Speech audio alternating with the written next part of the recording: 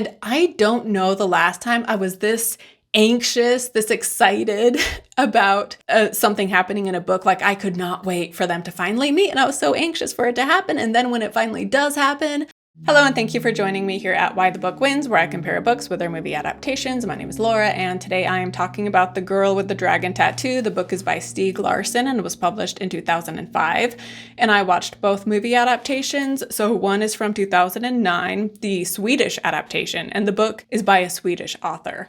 So his home country adapted this in 2009, and the director is Nils Arden Oplev. And then I also watched the American version, which is directed by David Fincher and was released in 2011. And we are still in subscriber month here at Why the Book Wins. This is the last video for subscriber month, but this was suggested by Brown Hulk, so thank you so much to them for recommending this. But yeah, thank you to everybody who made suggestions for a subscriber month, and I will be returning to that community post to pick future book versus movie episodes. So even if yours wasn't chosen for this month in April, you still might see it going forward. And even though this book is 20 years old and both of the movies are well over 10 years old, I still wanted to start with a spoiler-free review because I loved the book and the movies, and I would definitely recommend them. And I went into them knowing, like, not literally nothing, but basically nothing. I did not even know this was going to be a murder mystery, so that's how little I knew about what genre this book even was. And yet I just loved it, and everything that happened came as a surprise. And so, yeah, if you like murder mysteries, if you like thrillers, if you like dark psychological thriller mysteries, you definitely should check this one out. And the ending, like the reveal, sometimes, with a mystery, the ending can either make or break the book. And there's some books where I enjoy the journey leading up to the end, like as the characters are trying to figure out who it is and the author is giving us little clues here and there, but we just don't know. That part of the story I love. And then the ending, sometimes I can take it or leave it, right? Like there's certain books where I could end before I even find out who the killer is, and that would be fine by me because I don't care about who it is. I'm just enjoying the journey as people try to find out.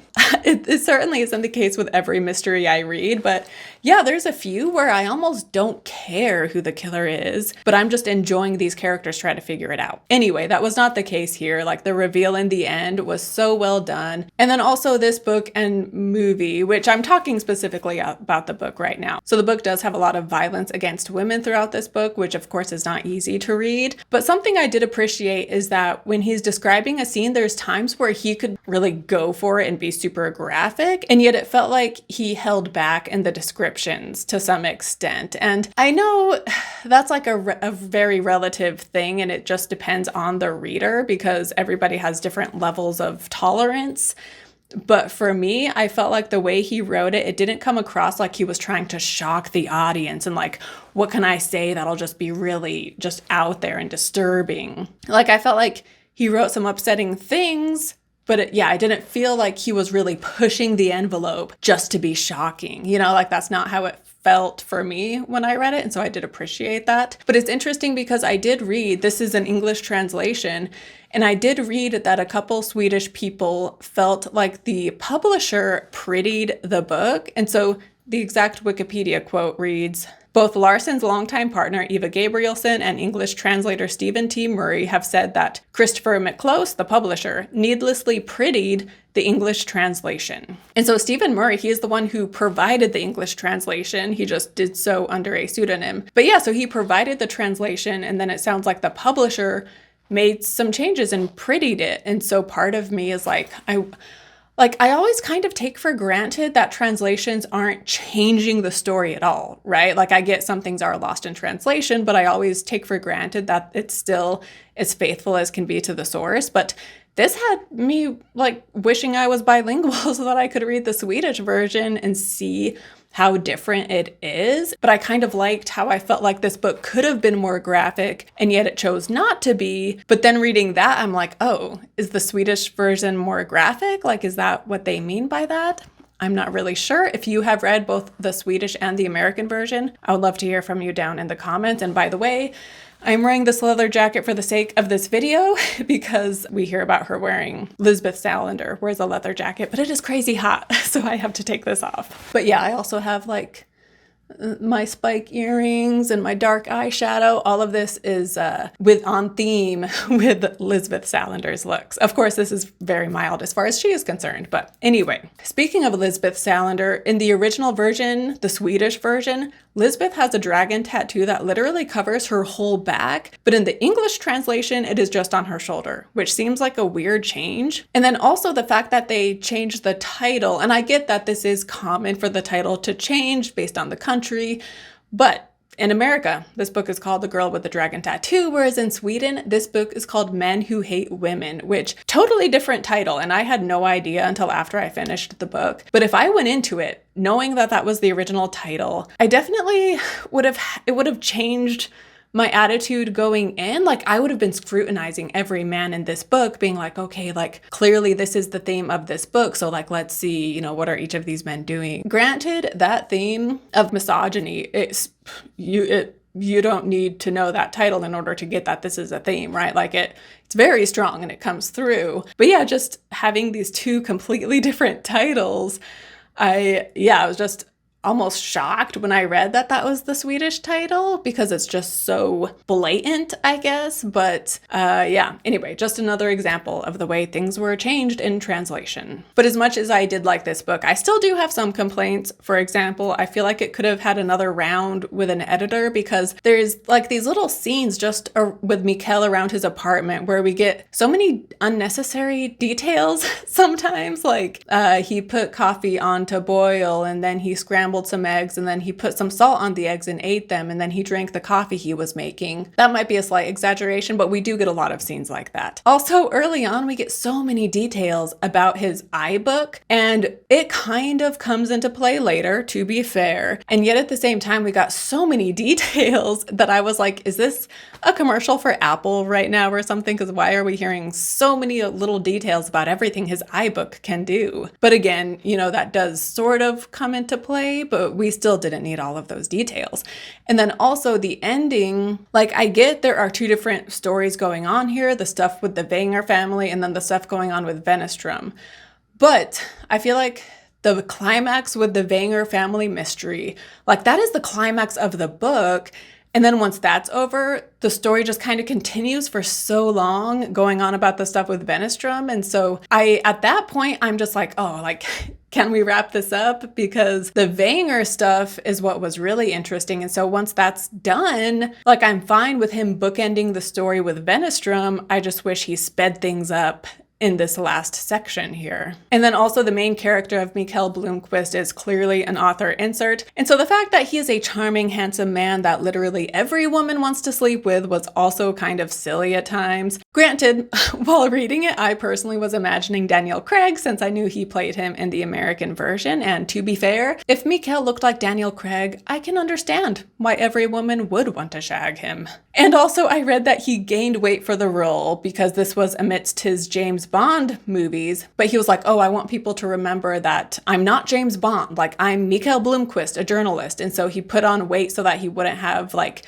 as fit of a physique, but we see him without his shirt on as he still had a great physique. So I don't know if he totally achieved his goal as far as that was concerned, because he was still incredibly fit. But Noomi Rapace and then Rooney Mara play Salander in the two movies, and they are each amazing in the role. I was so excited to see Rapace in the role that, like, this skyrocketed her career, and she was perfect. And her portrayal, I would say, in some ways is more faithful to the book version of Salander. But Rooney Mara is also amazing, and she really embodies the role. And while Sweden did go on to adapt 2 more books into movies and even made a TV show, the US adaptations ended here, which is very unfortunate.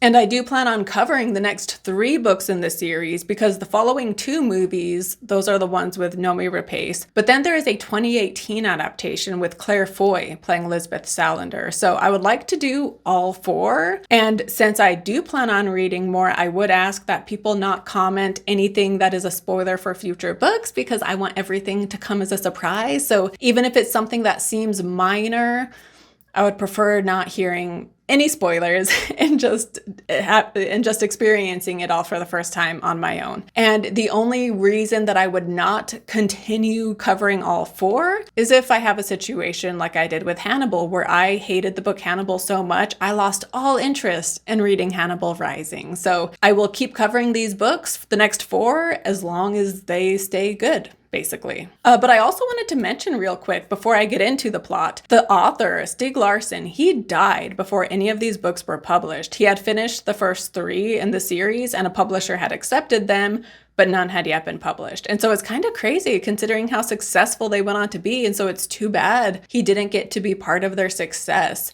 And then also I read something that inspired him to write these books was that when he was a teenager, he witnessed a girl be gang raped by a group of other teenagers, and he stood by and did nothing. And so he was haunted by this event, witnessing it, but also the fact that he stood by and did nothing. And so that is what inspired him to create the character of Lisbeth Salander, like, you know, a woman who is victimized, and yet in his version, she is able to get her revenge. But I also did read that there's also speculation on whether or not this is even a true story, because apparently people say that someone else told this story and he just adopted it and acted like he was the witness, when really it was someone else who had told the story originally. So maybe we'll never know if this is true or not, considering he is dead now. But in some ways, it kind of reminded me of Carrie, because Stephen King based Carrie off of, like, I think it was 2 different girls he knew in high school who were bullied. And so that was the inspiration for Carrie. And Carrie does get revenge, you know. Carrie is so sad, but she does get a sort of revenge. And so, yeah, anyway, those, I mean, if that story is true that Stieg Larsson told, that is absolutely horrible and, you know, so much worse than simply being bullied, as bad as being bullied is. But yeah, anyway, from here on out, I will be getting into the details of the plot, which means there will be spoilers going forward. And there is a lot going on in this story. And then each 3, the book and the 2 movies, all have their own differences to talk about. And so in order to make this as uncomplicated as possible, I am first going to go over just the basic gist of the Vanger murder mystery plot, because that's the same in all versions. And then from there, I will get into more of the details of events and the details of the characters and how they are changed from all 3. And so if you are already familiar with this story and you know the Vanger murder mystery plot, you can use the timestamps to skip over the next few minutes and get to the next part of the video. So Mikael Blomkvist is a journalist who has been found guilty of libel and therefore steps down from his position at a magazine he helps run called Millennium. And then former titan of industry, Henrik Vanger, knows about Blomkvist's very public situation. And so he reaches out and offers him a crazy amount of money to live in this, you know, isolated part of Sweden and find out who killed Henrik's niece, Harriet, back in 1966. So she went missing when she was 16, and as a child, she would gift him a framed pressed flower every year for his birthday. And then even after she went missing, he still receives a pressed flower every year on his birthday, and he assumes it is her killer taunting him. And Mikael thinks this job will be pointless, but he takes it on nonetheless, seeing as he doesn't have anything else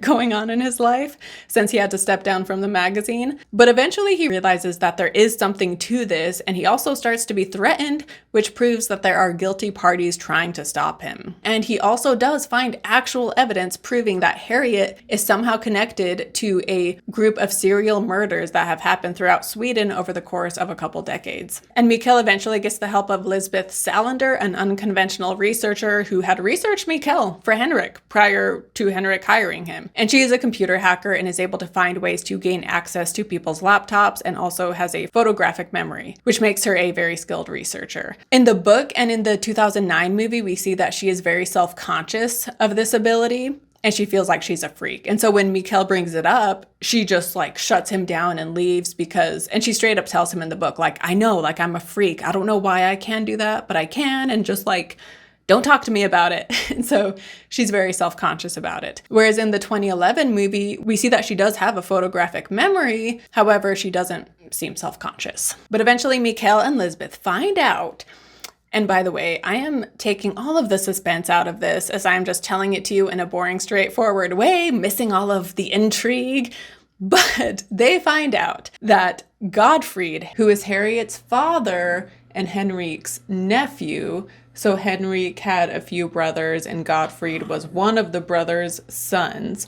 So earlier I said Harriet was his niece, but she would be like his great niece, I guess. But even though these are extended family members, basically like everyone in the Vanger family just lives in this same area in Hedeby, where Mikeal is with Henrik. And so they all have their own homes, of course. But yeah, they're a very rich family, and they all just stay in this area. And very, very rarely do any of them leave. But anyway, so with Gottfried, we find out he was a sick pervert, to say the least, and he was the one raping, mutilating, and murdering the women, the murder victims, who they knew that Harriet had a connection to in some way. So Harriet knew of this, and she also was being raped by her father, as was her brother Martin. And the year before Harriet disappeared, she had drowned her father when he was drunk and violent, but her brother Martin saw. And Gottfried, he would rape both of them, Martin and Harriet. And he also encouraged both of them to murder, and Harriet wanted no part of this, and she felt like she was living in a nightmare. However, Martin did take to it. So by the time he was like 16, he had already murdered someone and started participating in these things. And so when he sees that Harriet has murdered their father, he now knows that he has this control over her, right? Because he can blackmail her. And even before Gottfried's death, Martin would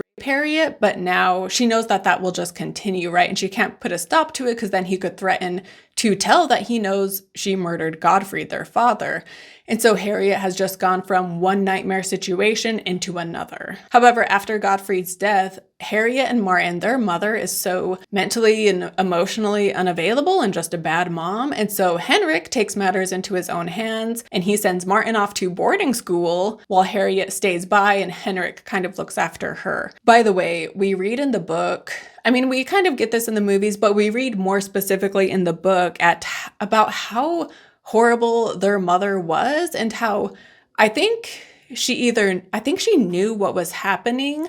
She just didn't care, and just how cold and cruel and just beyond horrible, like people in this family, there's a few exceptions, but so many of the Vanger family are just like these twisted, horrible people. Like, what kind of a mother allows that to happen to her kids, and she just literally doesn't even care? But with Martin sent away, Harriet is now relieved not to have him around. However, the day of her disappearance, she saw that he was in town and that he had returned. And so she realizes that she could never be free. And so with the help of her cousin Anita, she escaped the country and has been living under Anita's name ever since. And she was the one sending Henrik the flowers, thinking like, oh, this will be my clue to him so that he can know I'm alive and doing well. Because Henrik, she loved Henrik and he was always so kind to her. So she thought she was doing a good thing, not realizing that her sending the flowers was just tormenting Henrik, because he thought it was her murderer sending those to him. And by the end of all versions, Martin ends up dying, and Harriet returns, and all is well, and the truth is exposed. And in the book, Harriet even takes over the Vanger Corporation because Martin had been in charge of it, and so now they need to find someone else. And turns out Harriet has, she has all the credentials needed. And so,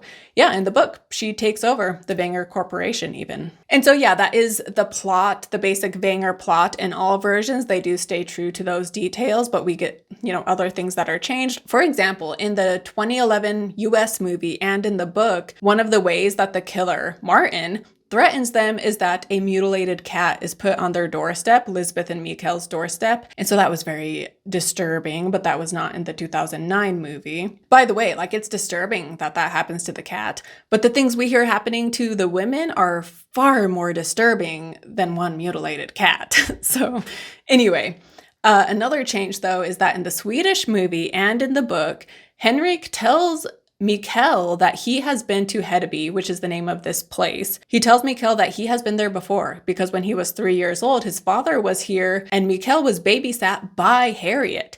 And so he's telling Mikeal, you met her. And she's the one we're trying to find.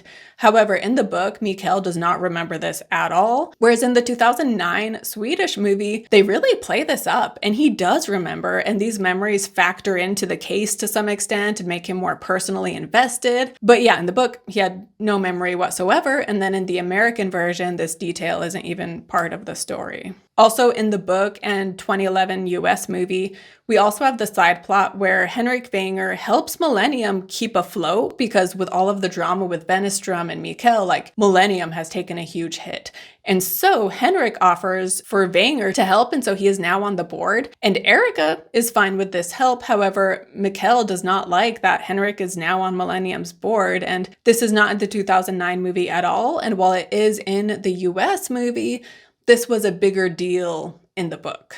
And then something else that is in the book, but neither of the movies, is that while Mikeal is on Hedeby, he begins to have a sexual relationship with Cecilia Vanger, who is another one of Henrik's nieces. She was Anita's sister. I'll probably have a family tree on here at different points because, yeah, it gets confusing with all of these people. So anyway, he begins an affair with her. And she also, all of the Vangers are weird in their own way because they come from such a weird family. And so even though Cecilia herself, she's not a bad person, but she still does have her weird quirks due to just being part of this family. But yeah, this was not in either of the movies. And I think that was smart to take it out because it gave nothing to the story. Like it didn't contribute at all and was totally unnecessary. Although to be fair, I would say that in the book, the stuff with Cecilia, it is a red herring, right? Because we learn more about her and how she's kind of off in her own way. And then they see her in a ton of pictures and in Harriet's window. And so they feel like she must be involved somehow. And so it does contribute as you're reading the story to thinking she might be part of it. But you find out later that she actually looks a lot like Anita. And so they think like, wow, Cecilia is in a ton of the photos from the day Harriet went missing. But really it's because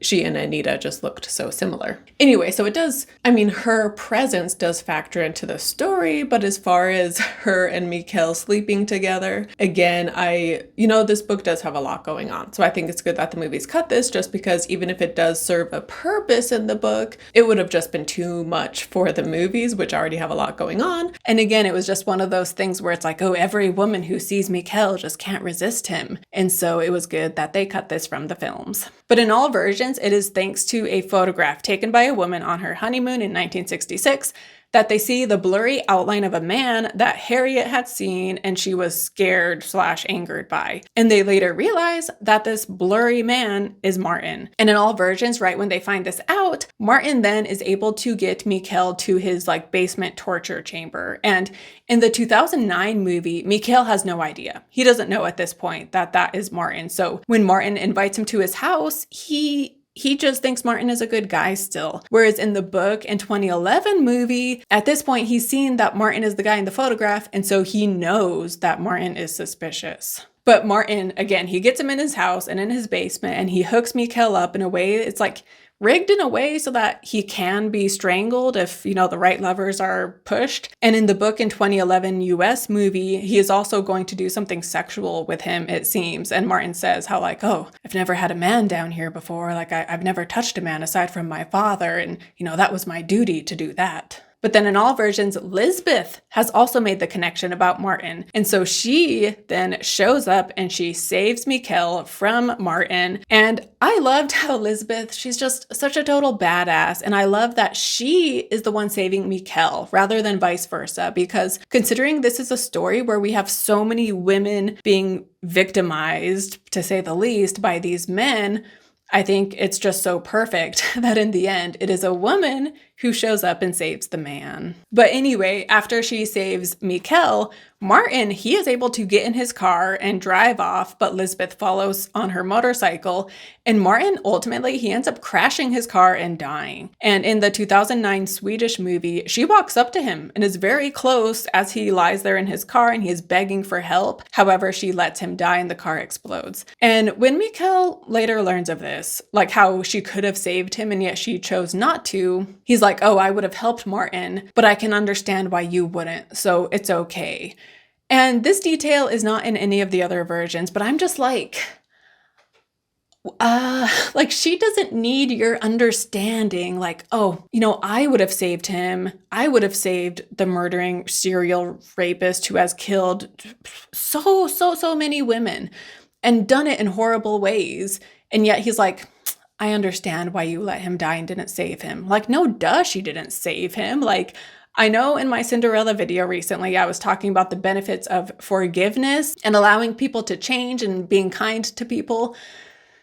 But this is an exception because clearly the world is better off without this man. He has been doing this for decades. He has no remorse about it. So why, like, of course she didn't help save him. Like, what kind of a crazy person would save him in that moment? Like, I get, like, oh, justice, he needs to go through the court system, I guess. That scene, I like the fact that Mikeal is like, it's okay, I understand. Like, it would have been weird if she did save him. Like, she doesn't need your forgiveness and understanding. Anyway, that part kind of bothered me, I guess. It says more about Mikeal, I suppose, and how maybe that's the point, is that, like, because sexism is such a big part of this story, like, because he's a man, is that why? He's like, well, I would have still saved him. I don't know. Anyway, let me know your thoughts down below. But also a quick side note, in both movies, Mikeal goes to see Harold Vanger, Harold being the father of Cecilia. He goes to see Harold in his house, and in the Swedish movie, Harold tries to kill Mikeal, but Martin shows up and quote-unquote saves Mikeal, only to take him to his own house. Whereas in the new movie, he is looking at Harold's photographs, and this is what makes him realize that Martin is the blurry man in the other photo.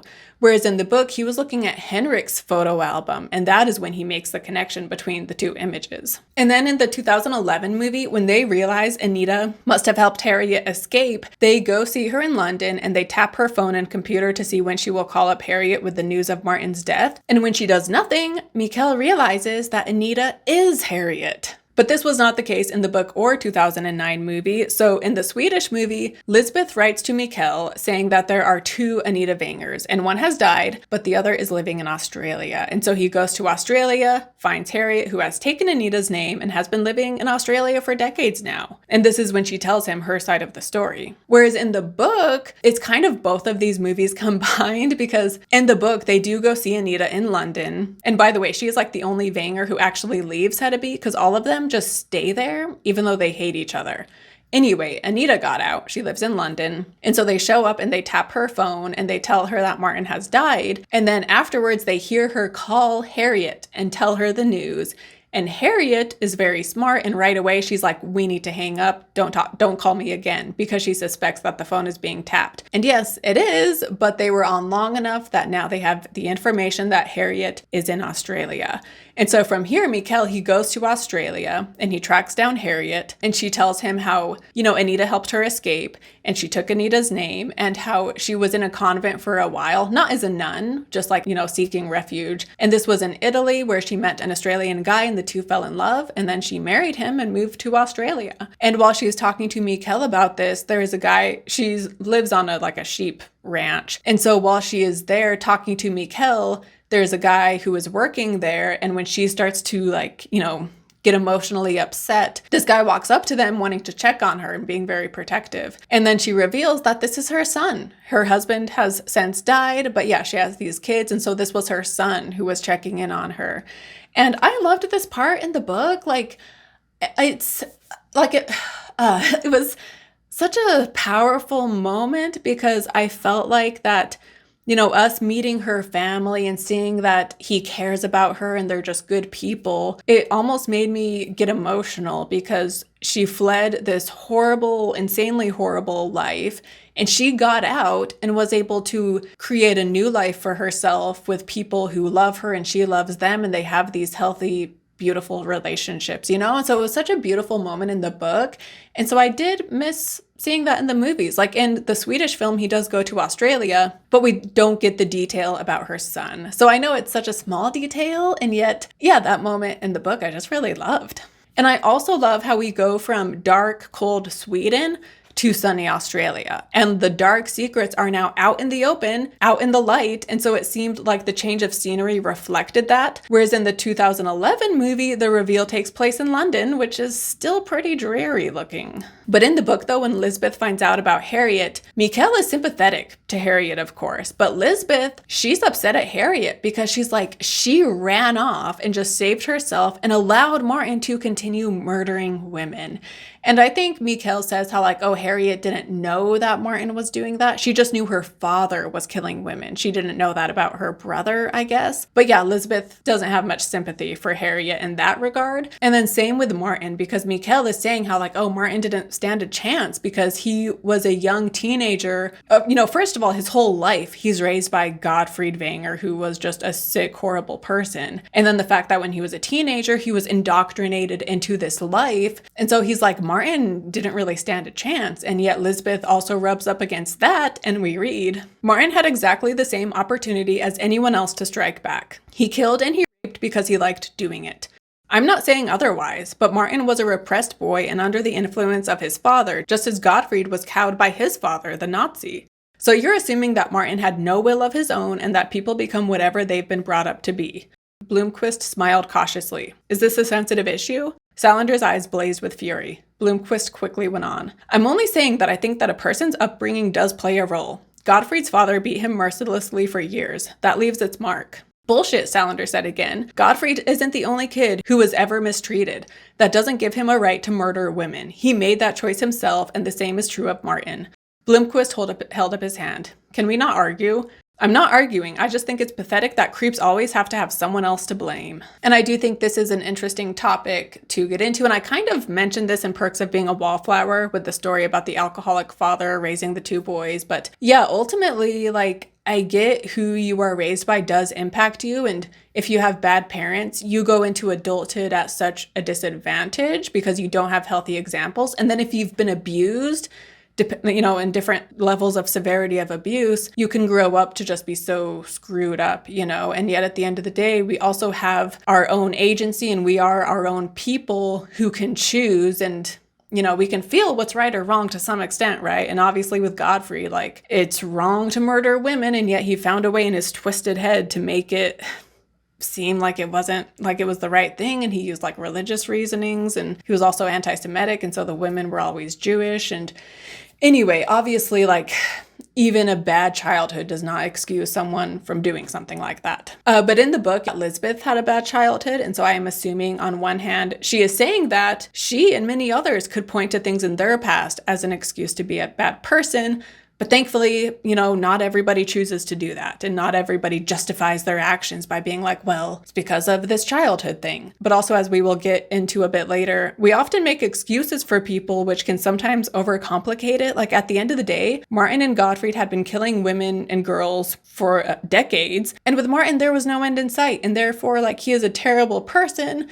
End of discussion, right? Like, we don't need to come up with excuses for him. And regardless of your past, at the end of the day, like, he was a monster of a person. He and Gottfried. But now to move on to Wennestrom. So the story is bookended with these details about Wennestrom. And honestly, like, the details of it, I don't find very interesting, so I'm kind of going to gloss over them. But basically, Mikeal was sued for libel by Wennestrom because he had a real lead on a real story, and Wennestrom found out about it, and so he gave him fake information so that Mikeal would publish a false story, and the real details would be buried in with all of this, fake news. And so nobody would pay attention to the real story that was intermixed with all of the fake stuff. And so that is what gets Mikeal in trouble. And in the book and in the American movie, one of the reasons Mikeal takes on the job with Henrik, not only does he offer to pay him a ton of money, but he also says, like, if you do your best to solve this crime, when your time is up, I will give you Wennestrom's head on a platter, essentially. And he says that he has secrets about Wennestrom that can destroy his career and therefore save Mikeal's career. And in the book, Vanger straight up lied. Like, he gives him information on Wennestrom in the end, but he knew that he was giving information about Wennestrom that was useless. Whereas in the US movie, Vanger's lawyer, Frode, claims that, like, oh, Vanger, he's an old man. He didn't realize that this information was useless. But in all versions, Lisbeth wants to help Mikeal. And so she had hacked into Wennestrom's computer, and she knows that he truly is a shady guy that has all sorts of secrets that could ruin Wennestrom's career. And so she gives the information to Mikeal. He writes an expose on Wennestrom's Wennestrom. In the book, he also writes a book about Wennestrom, and Mikeal gets his credibility back. However, Wennestrom, he still isn't hurting too bad, in part because of all the money he has. And so Lisbeth decides to take this into her own hands, and knowing all of Wennestrom's bank codes, she empties out his accounts, leaving him high and dry, and he ends up dying in the end. And I prefer how this was shown in the 2009 Swedish movie, whereas in the book, it kind of goes on too long, getting details about her buying her disguise and how she goes about emptying the accounts. And we also have the part when she brings an Italian guy up to her room, and I didn't even get the point of that. And in the 2011 American movie, this shows us more than the Swedish movie did, but it didn't drag it out quite as much as the book had. And yet at the end of the day, I prefer how the Swedish movie handled this, where it's just this really brief thing at the very end. So I now think that the reason he went into such detail explaining the lengths she went to do this, I think the point is that she did it for Mikeal, right? Because as we will get into, she is in love with him by this point, right? And so he is why she does all of this. And it's a lot of work, and yet because she loves him, she's willing to do it. And so I think that is why we get such detail in the book as well as the movie. I still don't think it was necessary, because we see how much she loves him by the end of the book anyway, and we didn't need to get all of this detail, but I think that was the purpose for it ultimately. And also, quick side note, in the book, he is sentenced to 3 months in jail for the libel case. And so he serves that time, and while he is in Hedeby, he leaves to go serve his jail sentence, but he is let out early, so he's not even there for very long. And also, he is still able to work on the case, and jail there doesn't sound that bad. And in the Swedish movie, he also serves his jail time, but it is after everything is over with the case. And then in the US movie, this just wasn't a thing at all. But to talk about Lisbeth a bit more, so throughout the story, we are getting details about her life, and we find out that when she was 12 years old, she was made a ward of the state. And so now, even as an adult, she's 24 years old, and yet because she is considered mentally incompetent, she still has a guardian that oversees her finances. And the guardian, he can have as much control as he deems necessary, basically. And her first guardian was a guy who she got along with great, and he was very relaxed, and he gave her free reign of her bank accounts and everything. But then he ends up having a stroke, which means she is assigned a new guardian. And right away, she sees what a pig this guy is. In the book and in the Swedish movie, he's asking her questions about her sex life the first time they meet. And he also says in all versions how basically he's going to be very stingy with her money, and he will have full control of her bank accounts. And anytime she needs some of her own money, she has to ask him to get it for her. And when her laptop breaks, she needs to go to him for some money to buy a new one. And he forces her to do a sexual act on him in order for her to get her own money. And after this, she of course wants revenge. And so she goes back claiming she needs more money with the intent of recording him, forcing her to give him a blow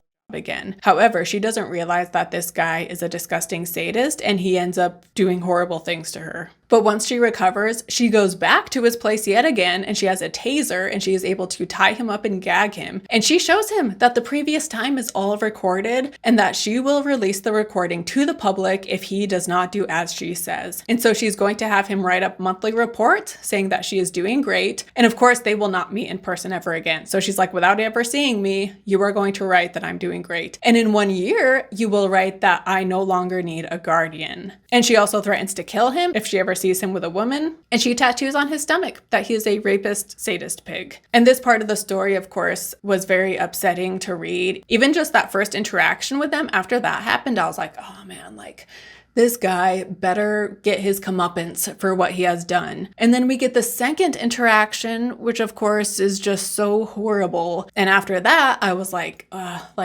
this guy better die. She better end up killing him.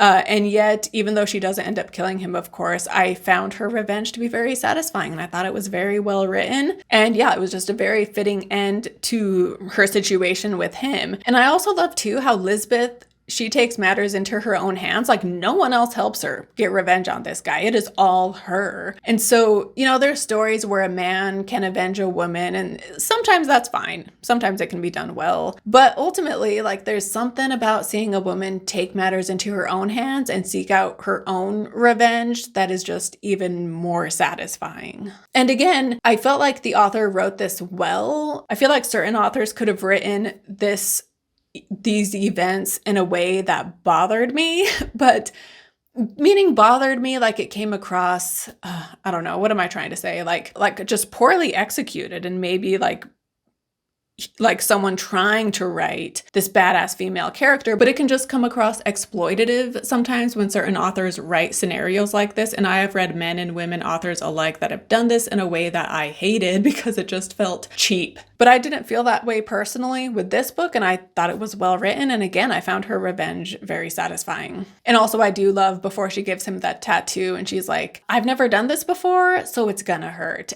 And in the book, we are told that the reason she has a guardian to begin with is that she will have these violent outbursts. And we also hear how she is bullied severely, and she has been through all sorts of horrible things in her life, and it has caused her to have these violent outbursts. And then also when she is talking to people in authoritative positions, she just won't speak, and she is just, unresponsive and aggressive, and she's just difficult all the way around. And so that is why even now as an adult, she still has a guardian. And in the book, we do see her mom. However, she isn't mentally all there. Like, it seems like she has Alzheimer's, and she gets Lisbeth confused with her sister, which I thought this would come into play. Like, oh, Lisbeth has a sister who looks like her. Like, are they like, I thought something would come of this, and then it never did though. But yeah, so she has a mom who she sees throughout the book, but the mom isn't doing well. Whereas in the 2011 movie, she tells Mikeal that she is a ward of the state because at 12, she tried to kill her father. And we see flashbacks to this in the 2009 movie as well. And so I assume this is something that is mentioned in future books, because I do not recall reading anything about this in the first book about her trying to kill her father. And after watching the movies, I even went back through the book trying to find it, and I couldn't. So yeah, I assume this detail about her dad is something that is from a later book. Let me know if it's in the first book and I just missed it though. And then at the end of the book, right before they go to Australia to see Harriet, Salander gets a call that her mom has died. And when this first happened, I was like, oh, don't believe it. It's fake. It's someone trying to lure you back.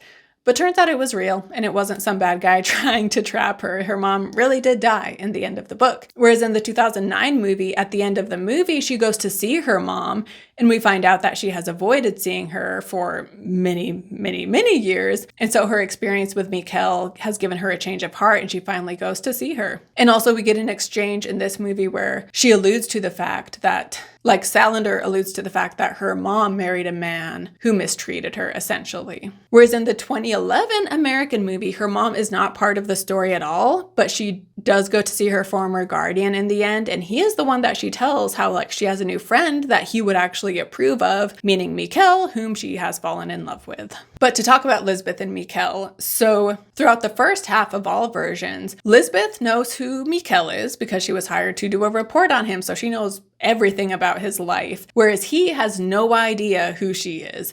And she also, even when she's done with her report, she still finds Mikeal interesting, so she will still look into him. Like in the book, she reads some of the books he has written because she just finds him so interesting. Whereas in the 2009 Swedish movie, she is still even hacked into his computer, and she will check in, and she therefore sees that he is working on the Harriet mystery. And Lisbeth sees that on his computer, he is trying to decode a series of names and numbers, and she figures out this code and emails him the answers. And this is how he learns of her. And due to her own email, he goes to see her in her apartment, and this startles her. Whereas in the book in 2011 movie, he is trying to make sense of the codes when his daughter mentions that they are scripture verses, and he then realizes that each name and verse connects to a murdered woman. And he figured out one, but he has no idea how to decode the rest of the names. And so he tells Froda, the lawyer, that he needs help, and Froda slips that he knows a great researcher, the same one that researched him. And in the book, this was a slip, whereas in the movie, Frodo just straight up says it. But anyway, from here, Mikeal reads the report that she had written about him. He reaches out to her boss at the company she freelances for, and this is how he is able to show up at her door. And in the book, like throughout the first half, we're reading about the both of them. And so you know that eventually their storylines are going to converge, right? And you know eventually they are going to meet in person, and you're just kind of waiting for it to happen. And I don't know the last time I was this anxious, this excited about something happening in a book. Like, I could not wait for them to finally meet, and I was so anxious for it to happen. And then when it finally does happen, the payoff was so good. Like, I just loved their first interaction. It did not let me down. And just the way they click and connect in this weird way right off the bat. And like, I just loved it. Like, I just felt giddy the moment he shows up at her door. I was like, oh, like, this is so exciting. And in the 2011 movie, I think they totally nailed it. Again, Daniel Craig was just perfect casting, and then Rooney Mara, she's incredible, and so I just loved their first meeting. Whereas in the Swedish movie, so I did not love that she reaches out to him first and emails him. I was not a fan of that detail. And then also, I will just go ahead and say right now, I have been avoiding saying this, but the Swedish actor who plays Mikeal, I just wasn't a fan. Like, he was fine, but Mikeal in the book, like, he has like this magnetism to him, and Daniel Craig totally has that magnetism and charm, and so it works, and you just feel that with him. Whereas the Swedish guy, I just wasn't feeling it, and so that's another reason why their first interaction wasn't quite as exciting as I wanted, because I don't want to hate on this actor too much. He just... yeah, I just vastly prefer Daniel Craig in the role. But anyway, in all versions, the two of them do begin a sexual relationship. In the book, we get her inner thoughts, and we know that she finds Mikeal, like, he's so different from any man she has ever met, and because he has respect for her. And so that is what draws her to him, is his seemingly lack of interest. Like, he's only interested in her professionally, and he's very respectful of her. And so this is what makes her sexually interested in him. And so one night she goes into his room and they have sex, and then she just leaves right away and kind of just acts like everything is normal, kind of. And so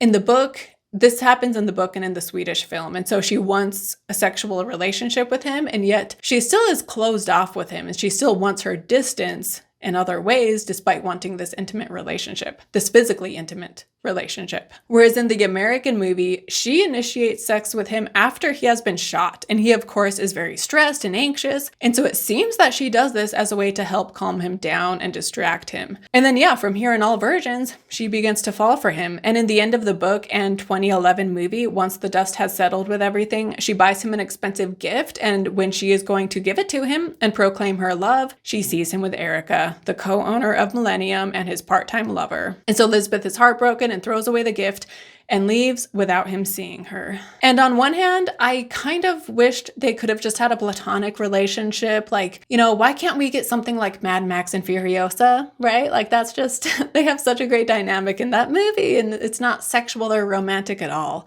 And so I do kind of wish they went that route. And yet, like, ultimately, like, it's fine that they began a physical relationship, and she does learn to let her guard down with him, and she does let him in and opens up to him. And the fact that it ends with her being sad in love and seeing him with Erica, like, I didn't love it, but it was fine. And, you know, she knows all about Erica and how Mikeal has had an on and off, not on and off. They have had like a steady thing going for over 20 years. Like, they've had a long relationship, and it's very unconventional because she's married, but her husband is fine with it. But so she knows about them. And so I guess her seeing him with Erica makes her realize, like, oh, he is not going to give up Erica for me. Like, maybe she thought she would be the exception, maybe, I'm not sure. But yeah, I kind of hope that in future books, because she sees him with Erica, I hope that their relationship does turn purely platonic and she falls out of love with him. That is what I'm hoping happens. Do not comment down below. I don't want to know. I want to find out on my own. But that is what I hope will happen going forward. But in the 2009 Swedish movie, we don't get this ending where she wants to give him a gift, but then she sees him with Erica, because in that film, they totally leave out his relationship with Erica. And so in the end, she goes to visit him while he's in prison, and this is when she gives him the stuff on Wennestrom, and then she kisses him, and then she leaves, and then she empties Wennestrom's bank accounts, and that's how it ends. The Swedish movie ends on a more positive note between the two of them, like maybe their relationship continues into the girl who played with fire, I'm not sure. But yeah, so that's I'm very curious to see what happens in the second book with their relationship based on how the Swedish film chose to end things. But yeah, anyway. But then with this book, like I said, there are a few critiques I had about the writing, but this book also had some lines that I just really loved. And so I just wanted to share a few of them. So this first one in the book, there is a newspaper that writes like a slanderous article against Mikeal when he is there in Hedeby. And so he is talking to someone else, and they're saying like, oh, like, it's just ridiculous. No one will believe it. And Mikeal says, there's always someone willing to believe malicious rumors. And so true. Like, not only are there people willing to believe malicious rumors, there are people who want to believe the bad news. They want to believe the worst of someone. And so when they are presented with information, they don't even care if it's true or not. They're just like, yes, like I want to believe the worst, you know? And then another line I loved, and I wish this was in the movies. I don't know why they didn't include this because it was so good. But while they are talking about, you know, because the murders that Godfrey did specifically, they don't know it's Godfrey at this point, but they all connect with like these biblical verses. And so Mikeal is trying to make sense of it and how this aligns and what this guy's purpose was. When Salander then tells him, I think you're wrong. It's not an insane serial killer who read his Bible wrong.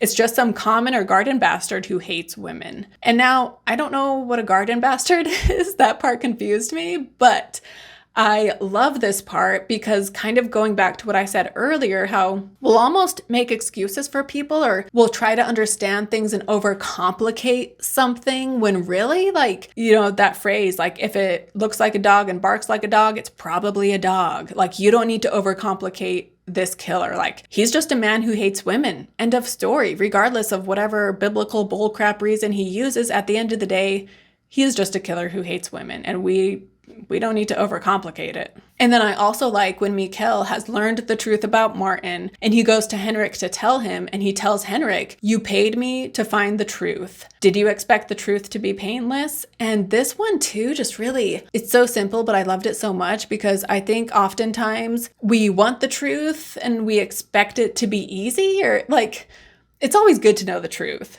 But I think we often underestimate how painful the truth can be in a variety of situations, meaning, you know, the truth, depending on what the situation is. Obviously, you know, oftentimes the truth is just harder for us to hear than we think. And so we often expect things to be painless. And so when it ends up being harder to hear, we're like caught off guard by it. But yeah, something about that. Did you expect the truth to be painless? I just love it. But it is now time to wrap up and get to my book versus movies section. So I will just not cut to the chase. I will just narrow it down by saying that the Swedish movie comes in third. I did really like this adaptation and I would recommend it. And Noomi Rapace is incredible. And then also it is a Swedish version of the story, and the book is by a Swedish author, and so it's just fitting that it's the country of origin. And so I do think this movie is worth watching. I would recommend it. But between the US 2011 David Fincher movie and the book, this is when it gets hard because there are a lot of things that I think the movie does better. Like, I prefer the reason they begin an intimate relationship in the movie, and I prefer how they still talk about Wennestrom, but they simplify that and they don't drag out the ending a ton. Like, the ending is still dragged out a tiny bit. I feel like we didn't need to see, again, her whole process with her disguise and getting rid of her disguise. Like, that, it was fine, but I feel like it could have been shortened. But in the book, it's dragged out so much more. So they still did shorten it up. But then in the book, I do love the insight we get into the two of them, and we just learn so much more about them, of course. And I especially liked what we see about Salander. I did read about some people not liking the way she was written and saying that she was the opposite of a manic pixie dream girl, but how she is just like a stereotype from the male fantasy. And I can definitely see where people are coming from, and I think even in that respect, I think the movie makes some improvements to her character as far as that like stereotype male fantasy kind of way she's portrayed in the book. And yet at the same time, honestly, like as I was reading the book, it wasn't bothering me. And yeah, now I'm like, should I have been bothered? But in the moment, I was just enjoying the story. Salander as a character, I thought she was fine in the first book, and I liked how she was written. But yeah, this is tough. I also just love, I have like so few complaints with the movie. I think the cast is amazing. David Fincher, he's just an incredible director. Trent Reznor and Atticus Ross did the soundtrack, and then the intro, the opening credits are just so intense and amazing, and it has that Led Zeppelin song, which was also played in the trailer. But yeah, my gut is telling me to say the movie wins, and yet I feel like I've been picking the movie so much lately, and I feel so guilty about it because I'm called why the book wins.